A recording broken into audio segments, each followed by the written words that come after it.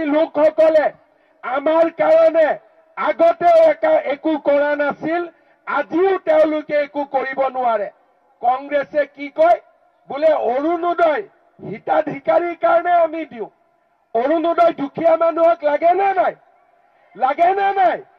10 তাৰিখে অৰুণোদয় পালে বহুত দুখীয়া মানুহৰ মুখত হাঁহি বিৰিঙে নে নাই? আপোনালোকে কওক।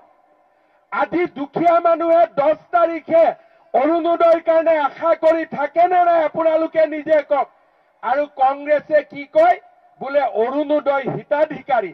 আৰে তোমালোক ৰজা ঘৰৰ মানুহ, তোমালোকৰ দেউতা মুখ্যমন্ত্ৰী আছিল, প্ৰধানমন্ত্ৰী আছিল, কিন্তু বিহালীৰ দুখীয়া মানুহৰ দেউতাক মাক প্ৰধানমন্ত্ৰী আৰু মুখ্যমন্ত্ৰী নাছিল। আমাক বিনা পইচাত চাকৰি লাগে, আমাক অৰুণোদয় লাগে, আমাক জীয়াই থাকিবৰ বাবে আমাক শান্তি লাগে, সম্প্ৰীতি লাগে, আৰু আমাক সমন্বয়েৰে আগবাঢ়ি যাব লাগে। আজি ৰঞ্জিত দত্ত ডাঙৰীয়াই মোক কৈছে যে ছবিলাল উপাধ্যায়ৰ ঘৰটো সংৰক্ষণ কৰিব লাগে। যোৱা কেইদিনমান আগতে তেজপুৰত আনন্দ চন্দ্ৰ আগৰৱালা উদ্যানত মই ছবিলাল উপাধ্যায়ৰ এটা প্ৰতিমূৰ্তি উদ্বোধন কৰিছিলো। সিদিনাখনেই মই মনত সিদ্ধান্ত লৈছিলো যে এইজনে মহান পুৰুষৰ এটা ডাঙৰ প্ৰতিমূৰ্তি গুৱাহাটী মহানগৰীত প্ৰতিষ্ঠা হ'ব লাগে। হ'ব লাগে নে নাই আপোনালোকে কওক? হ'ব লাগে নে নাই আপোনালোকে কওক? আজি শ্ৰদ্ধা ৰাইজ, ডাঙৰ কাম আৰু সৰু কাম দুইটাই কাম একেলগে কৰি আজি আমি ৰাজ্যখনক আগুৱাই লৈ গৈ আছো। মোৰ সৰু কথা এটা মনত পৰিছে, সৰু সাধু কথা এটা। আমাৰ ঘৰত এজন ল'ৰা আছিল, এজন দেউতাকৰ। ল'ৰাজন অলপ আব্ৰা হয়, অকৰা হয়। ল'ৰাজনক বাপেকে এদিন ক'লে যে বাবা, তই বজাৰৰ পৰা গৰু এটা লৈ আহ, গৰুটোৱে গাখীৰ দিব আৰু সেই গাখীৰ তই ডেইলি খাবি। বজাৰলৈকে গ'ল ল'ৰাটোৱে, ধুনীয়া গৰু এটা দেখিলে, ভাবিলে ই ডাঙৰ দীঘল, দেখিলে মৰম লাগে, গৰুটোক ঘৰলৈকে লৈ আহিলে। গৰুটোক দানা পানী খুৱাই আছে, গৰুটোৱে গাখীৰ নিদিয়ে।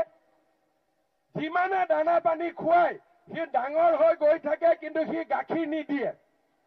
তেতিয়া বাপেকক গৈ ল'ৰাটোৱে ক'লে যে বাবা, মই 6 মাহ ধৰি গৰুটোক দানা খুৱাই আছো, গৰুটোৱে দেখোন গাখীৰে নিদিয়ে। তেতিয়া দেউতাকে ক'লে বল গৰুটো চাবলৈ যাওঁ। দেউতাকে গৰুটো চাব আহিলে আৰু আহি কপালত হাত তুলি দিলে। বোলে কপালত হাত তুলি ক'লে বাবা, এইটো দেখোন হালোৱা গৰু, ই গাখীৰ কেনেকে দিব? বোলে বাবা, মইতো ইয়াক দানা খুৱাই আছো। তেতিয়া গৰুটোৱেও ক'লে যে হয়, ই মোক দানা খুৱাই আছে, কিন্তু দানা খুৱালেও মইনো হালোৱা গৰুটোৱে কেনেকে গাখীৰ দিওঁ? আপুনিয়ে কওকচোন। এতিয়া আপোনালোকে কওক, দুই এজনে কৈ আছে কংগ্ৰেছক ভোট দিব লাগে। কংগ্ৰেছক আমি ভোট দিলো। চৰকাৰখন বিজেপিৰ, দিল্লীত কোন? বিজেপি, দিছপুৰত যোন? বিজেপি। ইলেকশ্যন জিকাৰ পিছত আপোনালোকে কংগ্ৰেছৰ MLA জনৰ ঘৰত যাব যে আমাক কাম কৰি দিব লাগে। কংগ্ৰেছৰ MLA জনে কি ক'ব? বোলে দিছপুৰতো মোৰ চৰকাৰ নাই, দিল্লীতো মোৰ চৰকাৰ নাই, মই গাখীৰ কেনেকে দিওঁ? আপোনালোকে মোক কওকচোন, হয় নে নহয়? আজি দিছপুৰত বিজেপিৰ চৰকাৰ, দিল্লীত বিজেপিৰ চৰকাৰ। আমি যদি দিল্লী আৰু দিছপুৰত থকা বিজেপিৰ চৰকাৰখনক ভোট নিদি কংগ্ৰেছক ভোট দিওঁ, বজাৰৰ পৰা হালোৱা গৰু কিনি আনি গাখীৰ আশা কৰা ধৰণৰ কথা হ'বনে নাই? আপোনালোকে নিজে এবাৰ কথাটো উল্লেখ কৰি চাওক, নিজে মনত ভাবি চাওক। আজি আমাৰ ইয়াতে কংগ্ৰেছ দলে আমাক সমালোচনা কৰে। মই কংগ্ৰেছ দলক কেইটামান কথা সুধিব খোজো। আজি অসমত মেট্ৰিক পৰীক্ষাই আটাইতকৈ ডাঙৰ পৰীক্ষা আছিলে, কিন্তু যেতিয়াৰ পৰা বিজেপিৰ চৰকাৰ আহিলে চাকৰিৰ পৰীক্ষা এতিয়া মেট্ৰিক পৰীক্ষাতকৈও ডাঙৰ হ'ল। দুখীয়া ল'ৰা ছোৱালীয়ে চৰকাৰী চাকৰি পৰীক্ষা দিয়ে, চাকৰি পায়। পুলিচ কনিষ্টবলত দৌৰে, চাকৰি পায়। 1 টকাও ঘোষ দিব নালাগে। আজি আপোনালোকে চিন্তা কৰক, এই চৰকাৰী চাকৰি বিনা পইচাত দুখীয়া মানুহে পাব পৰা হোৱাৰ কাৰণে আজিকালি ল'ৰা ছোৱালীয়ে স্কুলত যাব আৰম্ভ কৰিছে, কলেজত যাব আৰম্ভ কৰিছে, পঢ়া শুনাৰ পৰিৱেশ এটা নিৰ্মাণ হৈছে। কংগ্ৰেছৰ দিনত ৰাকেশ পালক যেতিয়া চেয়াৰমেন পাতিছিল 1.5 কোটি টকা দিলেও এটা চাকৰি নাপাইছিল। তেওঁ কয় মোক 2 কোটি দিব লাগিব, 3 কোটি দিব লাগিব। আজি চাকৰিৰ নামত কোনোবাই টকা ল'ব পাৰে নেকি? আপোনালোকে মোক কওক, কোনোবাই টকা লয় নেকি? চৰকাৰী চাকৰিৰ নামত কোনোবাই টকা ল'ব পাৰে নেকি? আজি অসমত কংগ্ৰেছে যি বেয়া কাম কৰি থৈ গৈছিল, আজি তাৰ বিজেপিয়ে পৰিৱৰ্তন আনিছে। মই কি কৰিব পাৰিছো, কি কৰিব নোৱাৰো মই নাজানো, কিন্তু অসমৰ মুখ্যমন্ত্ৰীৰ আসনত বহি মই অন্তত জীৱনৰ বাবে এটা কাম কৰি থৈ গলো যে কোনো দুখীয়া ল'ৰা ছোৱালীৰ পৰা কেতিয়াও চাকৰিৰ নামত কোনেও আৰু টকা তুলিব নোৱাৰিব। সেই কাম আজি মই কৰি থৈ যাব পাৰিলো। শ্ৰদ্ধাৰ ৰাইজ, আপোনালোকক মই কব খোজো, আমি যেতিয়া অৰুণোদয় আঁচনি আৰম্ভ কৰিছিলো 830 টকা দি আৰম্ভ কৰিছিলো। আজি 1250 টকা অৰুণোদয় আঁচনি হল। কংগ্ৰেছ দলে মোক সমালোচনা কৰে, কিন্তু কৰ্ণাটক আৰু অসমৰ বাহিৰৰ যিমান কংগ্ৰেছৰ চৰকাৰ আছে সকলোৱে নিজৰ নিজৰ ৰাজ্যত গৈ অৰুণোদয় আঁচনিৰ কথা কয়। আজি আমাৰ বিহালীত ইলেকশ্যনৰ আগতে, লোকসভা ইলেকশ্যনৰ আগতে মই কৈ থৈ গৈছিলো যে আমাৰ চৰকাৰ যেতিয়া আহিব দিল্লীত, মই ৰেচন কাৰ্ড থকা প্ৰতিটো পৰিয়ালকে অৰুণোদয় আঁচনি দিয়াৰ বাবে চেষ্টা কৰিম। চৰকাৰ আহিলে, মোদী ডাঙৰীয়াৰ চৰকাৰ দিল্লীত হল, আমি অৰুণোদয় 3য় আৰম্ভ কৰিলো। আজি মই এই বিহালীত ঘোষণা কৰিব খুজিছো যে ইতিমধ্যে বিহালীত 17,000 পৰিয়ালে অৰুণোদয় আঁচনি পাই আছে আৰু নতুনকৈ 15,000 পৰিয়ালক আমি অৰুণোদয় আঁচনি দিম। এই প্ৰতিশ্ৰুতি আজি মই বিহালীত দি থৈ গলো।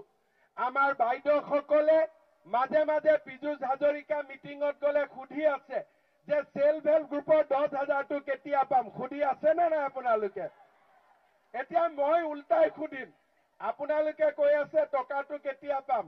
মই সুধি আছো পিঠা পনা বনোৱা ৰেডি আছে নে নাই? ঘৰত আছে নে নাই? আপোনালোকক মই যেনেকে কথা দিছিলো 40 লাখ মহিলাই আবেদন কৰিছে, আবেদনবিলাক আমি ভাল কৰি স্কুটিনি কৰিলো। এতিয়া মই আজি আপোনালোকক কথা দিছো যে ফেব্ৰুৱাৰী মাহত সকলো আত্মসহায়ক গ্ৰুপৰ সদস্যক 10,000 টকা দিয়া আঁচনি আমি বিহালীৰ পৰাই আৰম্ভ কৰিম। হ'ব? প্ৰথম মিটিংখন মই বিহালীতে পাতিম, কাৰণ বিহালীৰ বাইদেউসকলে ভালকৈ পিঠা বনাব জানে, হয়নে? চেল পিঠাৰ পৰা, অসমীয়া পিঠাৰ পৰা আমাৰ সকলোৱে ধুনীয়াকৈ পিঠা বনাব পাৰে। গতিকে প্ৰথম ফেব্ৰুৱাৰী মাহত 10,000 টকা দিয়া আঁচনি আমি ক'ৰ পৰা আৰম্ভ কৰিম? বিহালীৰ পৰা আৰম্ভ কৰিম। হ'ব? আজি চুক্তি হৈ গ'ল?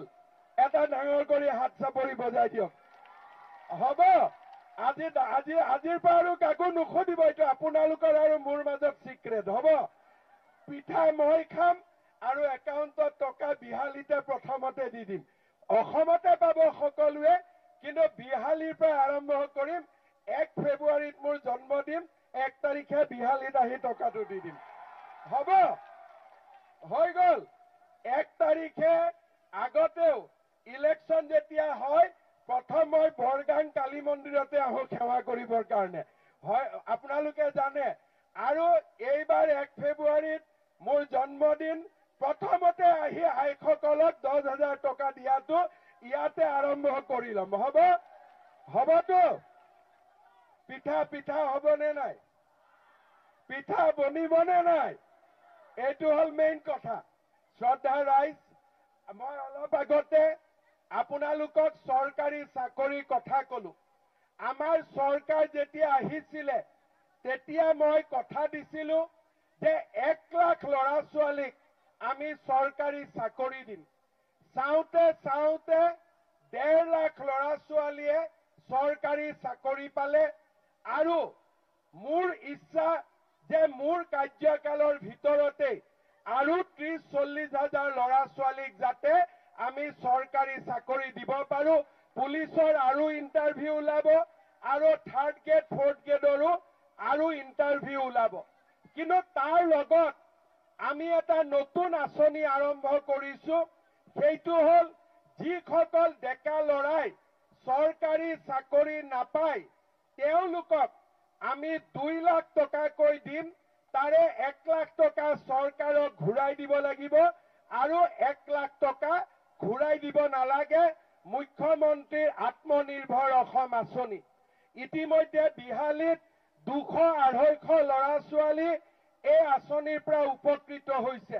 মই বিহালীৰ ডেকা ল'ৰা ছোৱালীক কথা দিছো, অহা 6 মাহৰ ভিতৰত বিহালীত আৰু 1500 ল'ৰা ছোৱালীক মই এই আঁচনিৰ অধীনলৈ আনিম। বিহালীৰ 1500 ল'ৰা ছোৱালী উপকৃত হ'ব। শ্ৰদ্ধাৰ ৰাইজ, আমাৰ বিহালীত চাহ বাগিচা আছে। গোটেই অসমতে আমি চাহ বাগিচাৰ মজুৰি বৃদ্ধি কৰিছো, দয়াল দাস পানিকা আঁচনি আনিছো, বাগিচাত আমি ৰাস্তা বনাইছো। এইবাৰ বাগিচাৰ বাবে আমি এটা নতুন কাম কৰিব খুজিছো, সেয়া হৈছে বাগিচাৰ কোৱাৰ্টাৰত, বাগিচাৰ লাইনত যিবিলাক শ্ৰমিকে ইমান দিন ধৰি বসবাস কৰি আছে তেওঁলোকৰ নামত এই ঘৰবিলাক ৰেজিষ্টাৰ কৰি দিয়া, বাগানৰ পৰিৱৰ্তে শ্ৰমিকক আমি ঘৰ দিয়াৰ বাবেও আমি সিদ্ধান্ত লৈছো, যাতে লাইনৰ ঘৰৰ মালিক বাগিচাৰ শ্ৰমিক হ'ব পাৰে, বাগিচাৰ কৰ্মচাৰী হ'ব পাৰে আৰু চাহ বাগিচাৰ লোকসকলে তেওঁলোকৰ অধিকাৰ উভতাই পাব পাৰে। তুলিৰাম ৰংহাং ডাঙৰীয়া আমাৰ ইমান দিনে বিহালীত বসবাস কৰি থকা কাৰ্বি সমাজৰ বিভিন্ন দাবী মোৰ ওচৰত উত্থাপন কৰিছে। কাৰ্বি ভৈয়ামৰ কাৰ্বিৰ কাৰণে আমি কাউন্সিল বনামেই, লগত ফৰেষ্টৰ যাতে মাটিত আমাৰ কাৰ্বি সমাজেও যাতে পট্টা পাব পাৰে তাৰ বাবেও আমি ব্যৱস্থা হাতত ল'ম। আজি মই আপোনালোকক প্ৰতিশ্ৰুতি দিব খুজিছো। শ্ৰদ্ধাৰ ৰাইজ, বিহালী সমষ্টি আমাৰ বাবে অতিকৈ গুৰুত্বপূৰ্ণ সমষ্টি। বিহালী ৰাইজৰ এটা বহুত দিনীয়া দাবী আছে যে বৰগাঙত ৰেল ৰখিব লাগে, হয় নে নহয়? বহুত দিনৰ পৰা এটা দাবী আছে। মই আপোনালোকক কথা দিছো যে বৰগাঙত ৰেল নৰখুৱাকৈ অহাবাৰ আমি ইয়াত ইলেকশ্যনে নেখেলো, হ'ব? অহাবাৰ ইলেকশ্যনৰ আগতে বৰগাঙত আপোনালোকৰ ৰেল ৰখিবই, আৰু নহলে মই বৰগাং বেডেটিত ৰেল ৰখিবই, নহলে আপোনালোকৰ ইয়াত মই দুবাৰ ইলেকশ্যনৰ কেম্পেইনৰ কাৰণে নাহো, হ'ব? ঠিক আছে? বেডেটি বৰগাং দুটাই কলো। বেডেটিত কলেজো আৰম্ভ হৈ গল নে নাই আৰম্ভ? কলেজৰ কামো হল। আমাৰ ৰঞ্জিত দত্ত ডাঙৰীয়াই মোক কেইটামান দাবী দিছে, মই এটা এটাকৈ কৈ গৈছো। যিখিনি আপোনালোকে ভাবে যে হ'ব লাগে আপোনালোকে মোক কৈ যাব। বিহালীত ৰাস্তা ঘাট হৈছে, কিন্তু ঘৰলৈকে সোমাই যোৱা গাঁৱৰ চুবুৰী ৰাস্তাবিলাক হোৱা নাই। ৰঞ্জিত দত্তই মোক কৈছে যে 100 কোটি টকা যদি দিয়া যায় তেতিয়াহ'লে আমাৰ বিহালীৰ কামখিনি হৈ যাব। ঠিকে কৈছে নে? ঠিক আছে। দ্বিতীয়তে কৈছে বুৰৈ, বৰগাং আৰু ব্ৰহ্মপুত্ৰ নদীৰ গৰাখহনীয়া ৰক্ষা কৰিব লাগে, হয়নে? তাৰ পিছত কৈছে বিহালীৰ বিমাৰী, বনগাঁও, কাজিয়ামাটি, নাহৰজান, বগীজুলি গাঁৱত ফৰেষ্টৰ অবজেকশ্যনৰ কাৰণে ইলেক্ট্ৰিচিটি হোৱা নাই, ইলেক্ট্ৰিচিটিখিনি কৰি দিব লাগে। ঠিকে কৈছে নে? কোৱা নাই নেকি? ঠিকে মানে কৈছে, ঠিকে কৈছে। তাৰ পিছত 3 খুঁটিত এখন হস্পিটাল লাগে, ঠিকে কৈছে।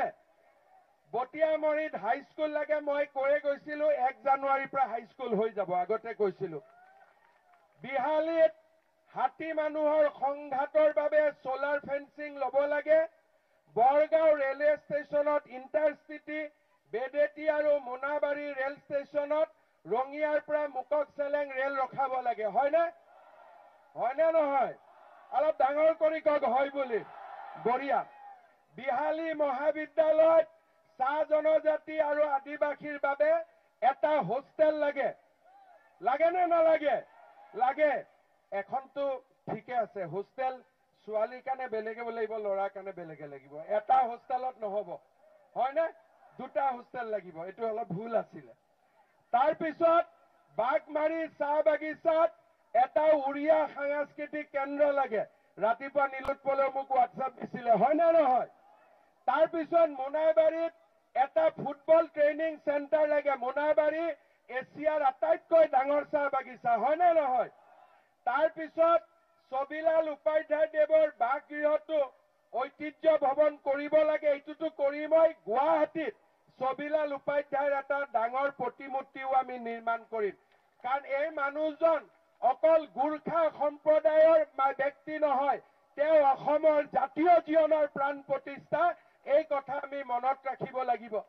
শ্ৰদ্ধাৰ ৰাইজ, ক্ষুদ্ৰ চাহ খেতিয়কসকলৰ সাৰ আৰু ৰাসায়নিক দ্ৰব্য বিশেষ ৰেহাইৰ ব্যৱস্থা কৰিব লাগে। মায়ে মৰা সমাজৰ সাংস্কৃতিক ভৱন স্থাপন কৰিব লাগে। অসম অৰুণাচলৰ সীমা সমস্যা সমাধান কৰিব লাগে। বিহালীত শিক্ষক ভৱন কৰিব লাগে। কাৰ্বি কল্যাণ পৰিষদ গঠন কৰিব লাগে। কাৰ্বি সমাজৰ ঐতিহ্য গৌৰৱ ৰক্ষা কৰিব লাগে। বনভূমিত পট্টা দিব লাগে। এই কামখিনি আপোনালোকৰ সমৰ্থন আছে নে নাই?